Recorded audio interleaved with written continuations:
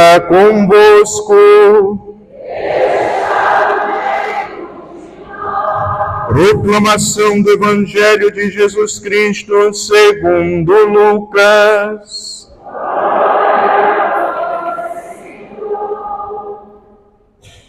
Naquele tempo, enquanto Jesus falava, uma mulher levantou a voz no meio da multidão e lhe disse: Feliz o ventre que te trouxe e os seios que te amamentaram. Jesus respondeu: Muito mais felizes são aqueles que ouvem a palavra de Deus e a põem em prática. Palavra da salvação.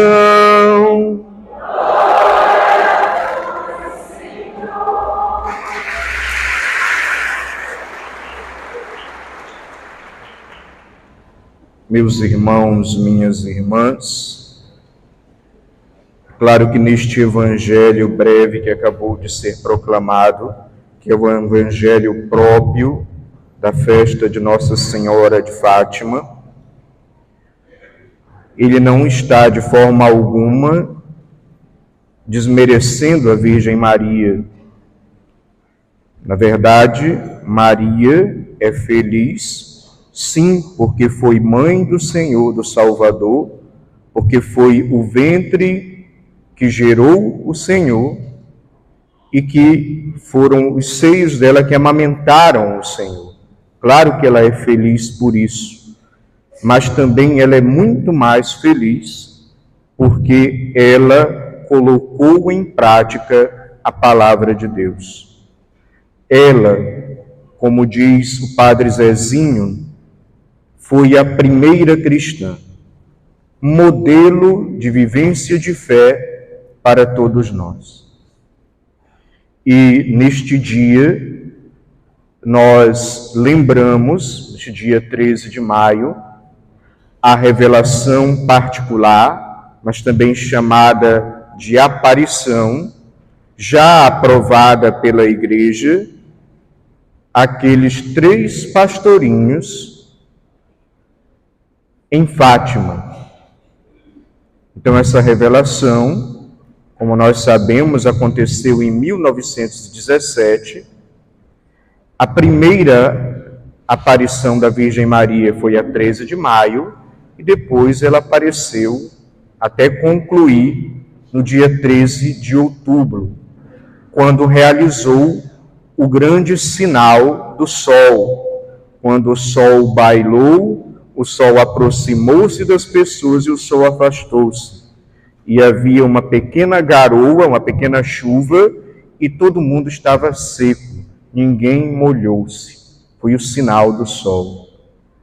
As 13 de maio também é marcada pela presença do anjo de Portugal, que prepara Lúcia, com 10 anos, Francisco, com 8 anos, e Jacinta, com 7 anos. Então, nós também aprendemos no 13 de maio a devoção aos anjos, os anjos da guarda especialmente, mas aprendemos que o anjo de Portugal é um anjo que protege a nação de Portugal, tanto também temos um anjo que protege a nação brasileira. Então precisamos cultivar a devoção também aos anjos, que servem a Virgem Maria por desígnio de Deus. Também aprendemos com este anjo aquela oração de reparação a Jesus. Meu Deus, eu creio, adoro, espero e amo-vos e peço-vos perdão por aqueles que não creem, não adoram, não? Muito bem, vocês conhecem. Então, nós vemos uma aparição que também nos ensina a reparar as ofensas feitas a Jesus através do pecado. Nessa aparição, que aconteceu na época da Primeira Guerra Mundial. A Primeira Guerra Mundial foi de 1914 a 1918. Então, em 1917, acontece a aparição. E Nós também sabemos, posteriormente, que Francisco e Jacinta, um ano depois da aparição, eles virão morrer, eles vão para o céu, como Maria predisse e prometeu. Morreram de gripe espanhola. Então, aqui uma outra lição para nós. O fato de você ser católico, praticante, ter fé, não immuniza você das doenças. Não immuniza você dos males da vida. Então, e não é Deus quem manda os males, é da vida. A gripe espanhola, por exemplo, era uma epidemia na época. Então, vitimou muitas pessoas. Por isso, o católico não pode ter essa história de que porque Deus mandou essa doença, porque Deus quis. A doença é fruto de uma natureza afetada pelo pecado, que por isso também adoece. É consequência do pecado. E até diante de Francisco e Jacinta. Portanto, tomemos cuidado para não responsabilizar Deus pelas coisas que são da vida. Mas Deus não deixou de agir, não deixou de ser assistência para Francisco e para Jacinta. Nós sabemos que Lúcia, depois, ela entra nas Irmãs Doroteias e lá passa a viver no convento. E uma outra situação da aparição de 13 de maio de Nossa Senhora de Fátima são os famosos segredos de Fátima. O pessoal cria uma confusão danada, de que vai ter trevas, de que o mundo vai acabar, que é o apocalipse. Criam teorias da conspiração, que estão escondendo o segredo. Não tem nada disso. Pelo amor de Deus, não embarque, especialmente videozinhos de internet, de redes sociais, que são o bueiro do capeta para criar fantasia, ilusão, mentira e manipulação de tudo que é tipo de coisa. Então, o primeiro segredo de Fátima foi a visão do inferno. Isso tem a ver com a nossa salvação, porque quando ela mostra o inferno, é para nos prevenir. O inferno existe. A sua salvação está em jogo. Então, se o inferno existe e se você pode ir para lá, se cuide. Não queira ir para lá. Se converta. Procure os meios para a sua salvação. Meios que a igreja oferece. E a própria Maria oferece a devoção ao Imaculado Coração para salvar as almas. E também oferece, ainda nesse primeiro segredo, ela nos convida ao arrependimento, à conversão, para não ir para o inferno. Se o inferno existe, e ela mostrou isso para os pastorinhos, e mostra isso através deles para a igreja, sinal também de que o céu, a bem-aventurança, a felicidade eterna, o participarmos da vida divina com Deus também existe. Então precisamos lutar, nos convertermos para ir para lá. O segundo segredo de Fátima é sobre a Primeira Guerra Mundial e a Segunda Guerra Mundial. Lembremos, a Primeira Guerra Mundial aconteceu no período ainda da aparição, 1914 a 1918, aparição em 1917. Mas a Segunda Guerra Mundial acontece em 1939 a 1945.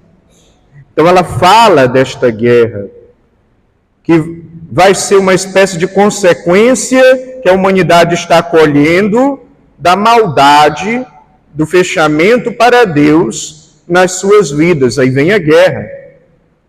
E, claro, fala também do erro da Rússia, que no pós-guerra, a Rússia tinha tido a Revolução Comunista e a Rússia, no pós-guerra, acabou contaminando com a sua ideologia marxista uma verdadeira ditadura a Polônia, a Tchecoslováquia, a Hungria, a Coreia do Norte, a Alemanha Ocidental, a China, depois é influenciada Cuba também é influenciada, Vietnã e Laos. Desses países todos, hoje, só ainda quem se mantém dentro de uma filosofia mais ou menos comunista seria Cuba, e a China nem isso mais, porque tem uma economia de mercado e já tem até seus milionários. Então, comunismo não é mais esse bicho-papão daquela época, mas naquela época foi grave, naquela época matou muita gente, naquela época perseguiu a fé. Hoje, graças a Deus, não mais. Não é? E o segundo segredo pedia que a Rússia fosse consagrada ao Imaculado Coração da Virgem Maria. E foi isso que, em 1942, em 31 de outubro, o Papa Pio XII realizou. Ele consagrou a Rússia e o mundo ao Imaculado Coração da Virgem Maria. Então, nós somos consagrados ao Imaculado Coração da Virgem Maria a partir da aparição de Nossa Senhora de Fátima. Consagração, uma vez feita, é consagração já entregue. Não tem como voltar atrás, né? E o terceiro segredo, que também é um bicho de 7 cabeças, o pessoal também enxergava teorias da conspiração aí.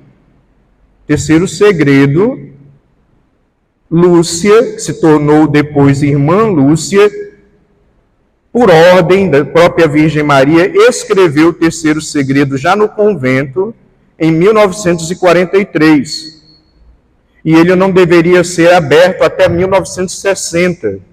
Desde 1960, todos os papas conheceram o terceiro segredo, mas não revelaram, até que ele acontecesse. E quando é que ele aconteceu? Foi o atentado contra o Papa São João Paulo II, no dia 13 de maio de 1981.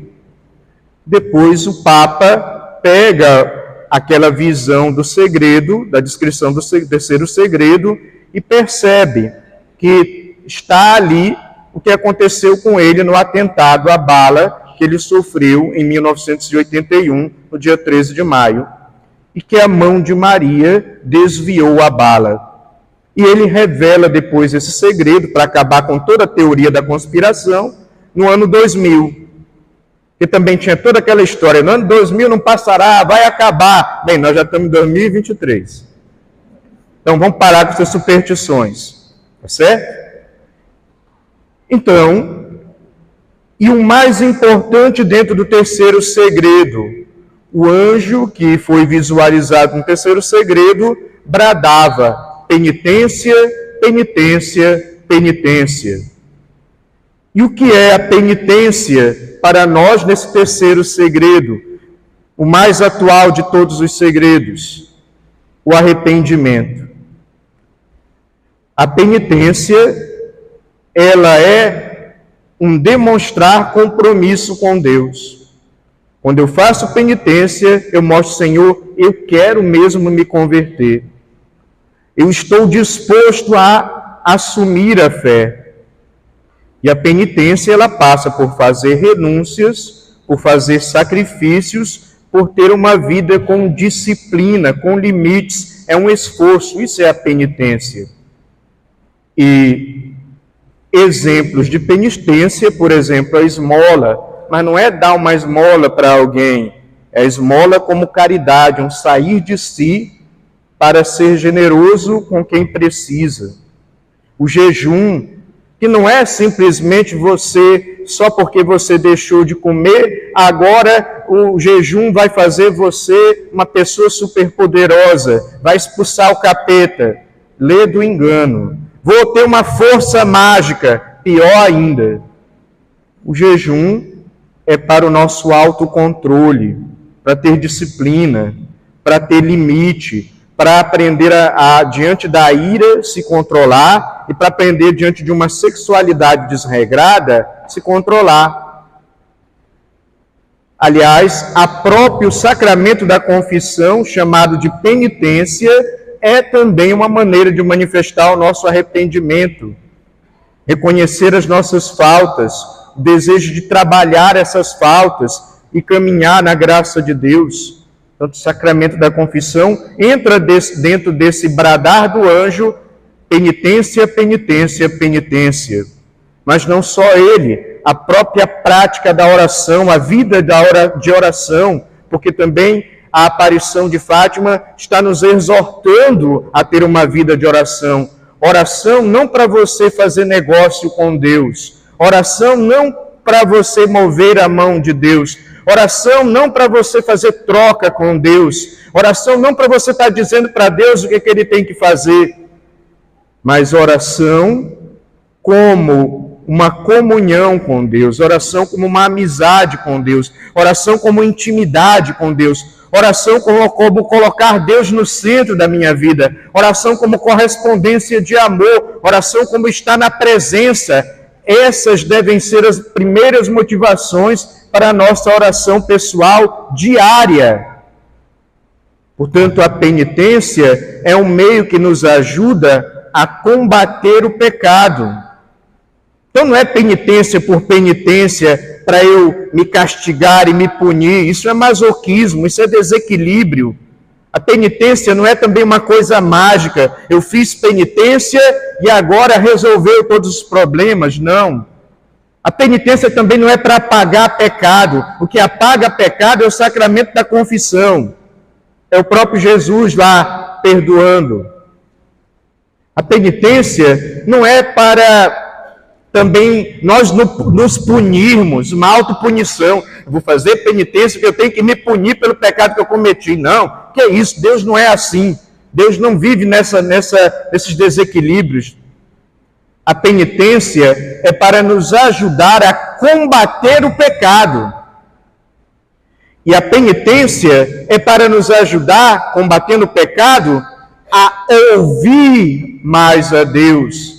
Ouvir a sua palavra e colocá-la em prática, como diz o Evangelho de hoje. Então, se eu sou uma pessoa que eu sou orgulhosa, a minha penitência é tentar ser humilde.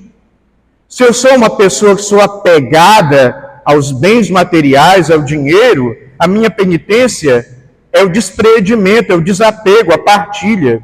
Se eu sou uma pessoa que cai na luxúria, no desequilíbrio sexual, promíscua, a minha penitência é a castidade. Se eu sou uma pessoa cheia de intolerância, a minha penitência é a tolerância. Se eu sou uma pessoa egoísta, a minha penitência é sair desse egoísmo para ser uma pessoa mais empática, colocando-se no lugar do outro, pensando também na outra pessoa. Se eu sou uma pessoa mentirosa, a minha penitência é procurar com caridade falar a verdade, porque também verdade sem caridade vira ignorância.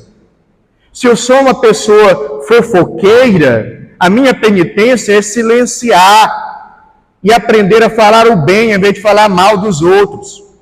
Se eu sou uma pessoa desobediente, a minha penitência é fazer o esforço de obedecer. Se eu sou uma pessoa que gosta de brigar, a minha penitência é procurar promover a paz, a concórdia, a reconciliação em vez da briga. Se eu sou uma pessoa que não sabe dialogar, a minha penitência é eu aprender a falar sem agredir e escutar sem me sentir ofendido. Se eu sou uma pessoa que sou invejosa, ciumenta, a minha penitência é aprender a valorizar o outro, ao invés de criticar ou sentir ciúme, ao invés de competir com a outra pessoa. Se eu sou uma pessoa supersticiosa, a minha penitência é renunciar à superstição e declarar Jesus como meu único Senhor e libertador. Se eu sou uma pessoa adúltera, a minha penitência é renunciar ao adultério e procurar fazer a penitência de ser fiel. Se eu sou uma pessoa injusta, a minha penitência é procurar promover a justiça, dar ao outro o que lhe é de direito, sem querer o que é do outro. Se eu sou uma pessoa preguiçosa, a minha penitência é me esforçar, é sair do meu comodismo, é tomar iniciativas, especialmente na prática da fé. Se eu sou uma pessoa que não rezo, a minha penitência é me esforçar para ter vida de oração todos os dias. Se eu sou uma pessoa que é muito dura, que não tem misericórdia, a minha penitência é me esforçar para ser uma pessoa misericordiosa, mais flexível. Se eu sou uma pessoa desleixada na vivência da fé, a minha penitência é me esforçar para viver melhor a minha fé, para praticar a minha fé. Se eu sou uma pessoa muito exagerada, fanática na vivência da fé, a minha penitência é buscar o equilíbrio, sair do exagero. Se eu sou uma pessoa que tem um coração duro, que tem dificuldade de amar, a minha penitência é me esforçar para ter atitudes de amor, para amar. E amar como Jesus amou, servindo, se doando, renunciando a si mesmo. Portanto, penitência tem essa natureza, gente. É natureza de arrependimento e de conversão. Não é você simplesmente só fazer um jejum e está tudo certo. Não é você simplesmente só ajoelhar e está tudo certo. A penitência tem que ajudar você a repensar a vida, a se converter, assim lembrando aquela passagem de Nínive, o profeta Jonas, que entrou na cidade dizendo do pecado da cidade, que ela tinha que se arrepender, senão viria um castigo. Quer dizer, não é bem um castigo, uma consequência dos pecados da cidade. E eles ouviram, e eles se arrependeram, e eles vestiram cinza em sinal de penitência, de arrependimento.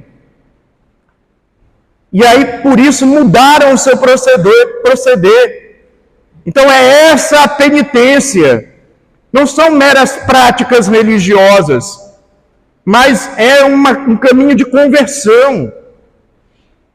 Então, a natureza da penitência é arrepender-se e fazer um esforço de conversão. Por isso, a mensagem de Fátima para nós ainda é essa: o nosso arrependimento e um esforço de conversão, sempre confiando na misericórdia de Deus, sempre buscando o auxílio da intercessão de Nossa Senhora.